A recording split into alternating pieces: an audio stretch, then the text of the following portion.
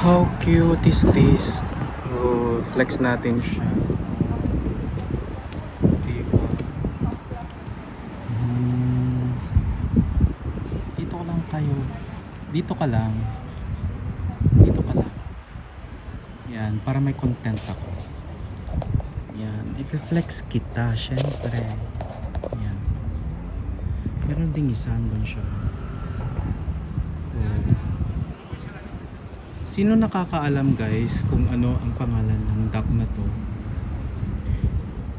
Wild ducks na nakikita lamang dito sa mga river.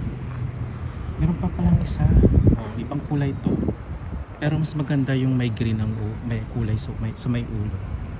Diba? Oh. This is our flexing video. So, kung alam nyo po ang name ng ducks na to, itong wild ducks na to, paki-comment po sa aking comment section. Dito lang kayo, huwag kayong pumunta doon. Oh my goodness. Habulin natin. Siyempre. Yan. Dito lang kayo, ano ba kayo?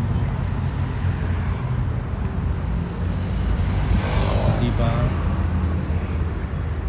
Ginagawa nyo akong uto-uto eh. Balik kayo doon. Yan. Ang cute niya. Marami ba kayong nakukuhang pagkain dyan? Yan. Oh, diba? Oh, diba? Tapos andin yung isa. Oh, saan pa? Oh, yan. Ang cute nila.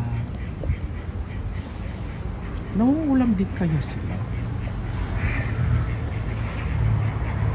Siguro, malamang kapag inalagaan, nauulam.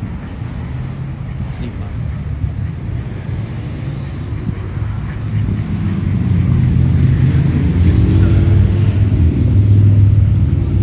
Cute talaga nila, promise. Yan. Diba?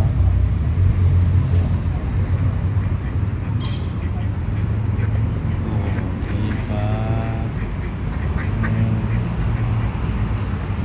So cute, ducks. Dito kayo, huwag kayo dyan. Wala kayong mapapala dyan. Hala, dito lang kayo. Wala kayong mapapala dyan.